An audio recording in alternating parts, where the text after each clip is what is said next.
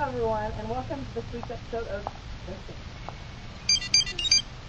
Today we are joined by two historical and diverse gals. Our first guest is garden-loving, sunshine-soaking, soulful young woman, Miss Maudie. Woo! Thank you. Thank you very much for inviting me to the New York City here, and the Central Park is very pretty. I've never seen such beautiful flowers in my life. Thank you. Thank you very much. Well, welcome to the show, Miss Maudie. How was your day? It was very good. I just tended to my flowers this morning before I got on my flight to Birmingham and took the next flight to Indianapolis, and then I'm here in beautiful New York. Thank you. It really is a beautiful day. So, you seem to enjoy having Scout and Jim around. Is there one thing in particular you like about the kids? Those kids just remind me of when I was a young little thing. They're so full of energy and so free, and Atticus has done a darn good job. And they're just beautiful children, and they're going to be great people when they grow up. Could you share with us a memory you have with the children?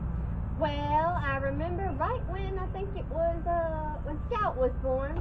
She was a little thing, and Jim was real interested in the flowers, and so took him and Scout out to the garden, and they each have their own flower that they tend to every weekend.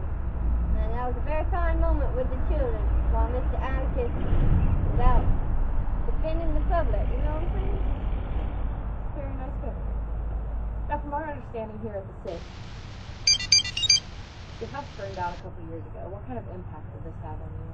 Well, it was fine by me, because you know what? There are more things in life than material things. Who needs a house when you have friends and good food? But I didn't mind, because I knew the community. We all support each other. I knew I'd have nice spaghetti and chicken waiting for me, because everybody supports one another. So the house meant nothing. It needed to go too. I needed a nice new little house. So it didn't mind at all. Is there one thing you wish you could have saved from the flames? I do wish I'd saved my photo album, yes, from the flames. Because I had some very good pictures of Jim and Scout when they was little, and I'd watch them tend to them like my flowers. And how about the time you spent with Miss Stephanie Crawford after the burning? Did you enjoy yourself? Well, Miss Crawford is she has her opinions. Everyone's entitled to an opinion, even though she's wrong. But other than that, she's a nice lady. And I maybe won't run into her again, hopefully. Okay, is there a different neighbor in specific you would have rather stayed with, and if so, who? Well, to tell you the truth, I would have rather stayed with Atticus, just because he's such a nice man. And those kids, I feel like they're my own, in a way, like my flowers. From what I understand, Macon is a highly segregated community. What are your thoughts on the actions of the white community towards black community? Silently protest in a peaceful manner. I protest.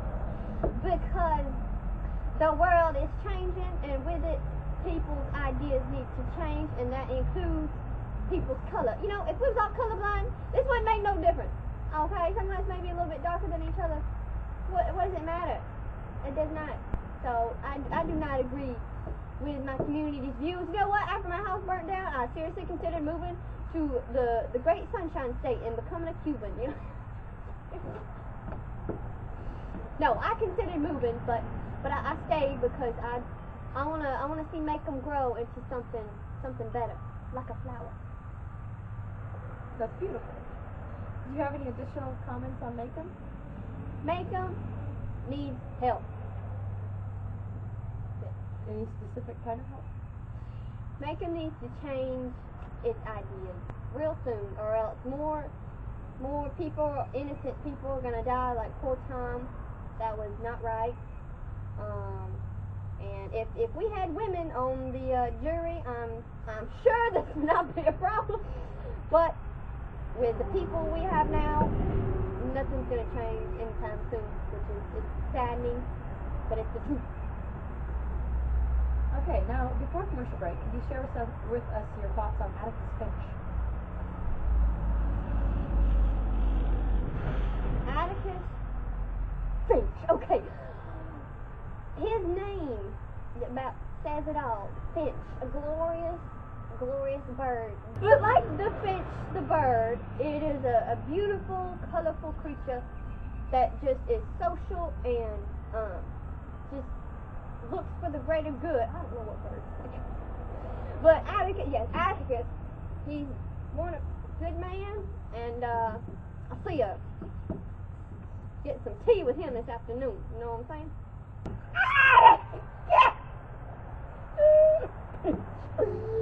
Yes, that man. Atticus is a very humble and handsome man. That's all I got to say.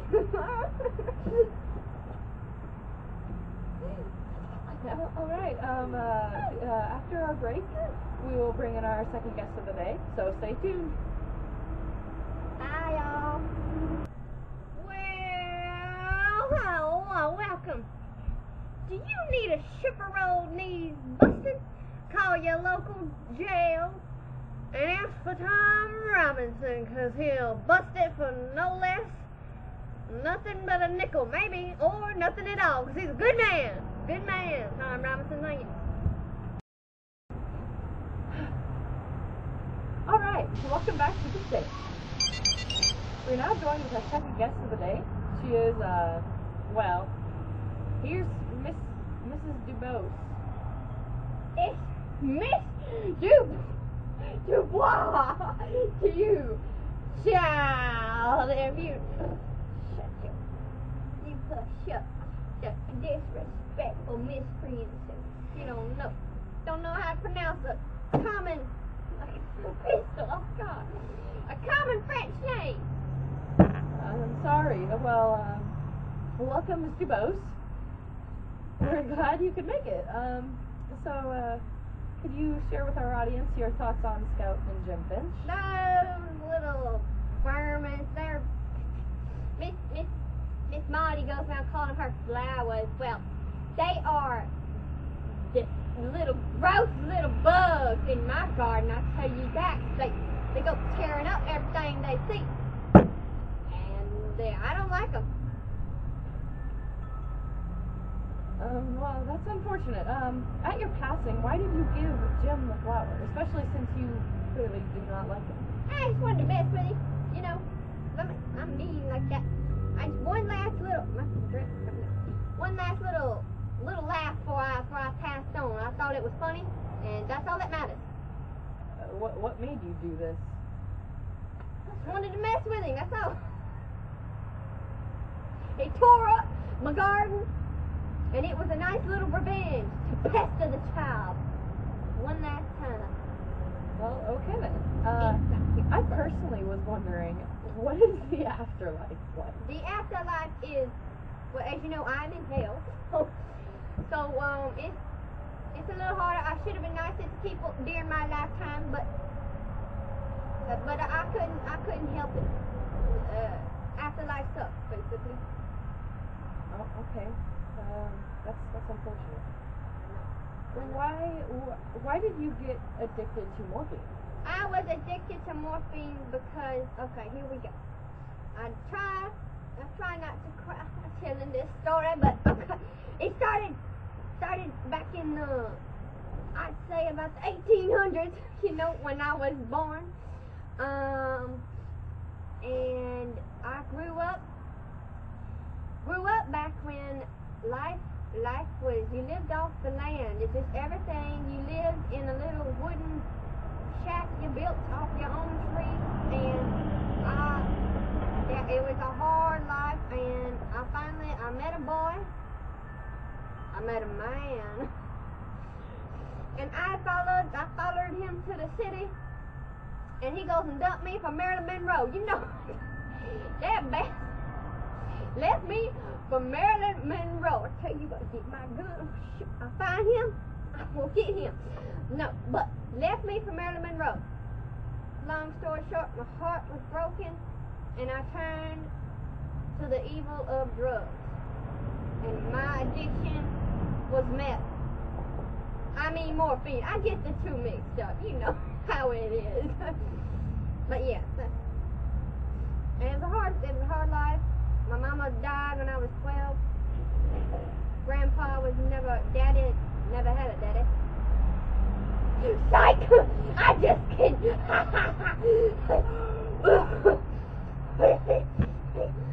I was addicted just because I got addictive qualities. That's all there is to it. Gotcha.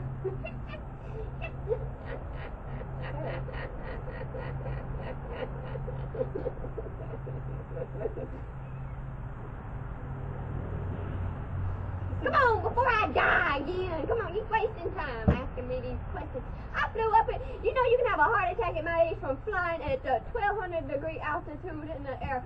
You don't know what it took for me to get here, honey. Back in the day would have been a bandwagon and a mule, but no. It was a mule, yeah. Or a yak, you know, I grew up in the mountains. Did I tell you that? I grew up in the mountains. I set a farm. I lied. Was the mountains. 1902.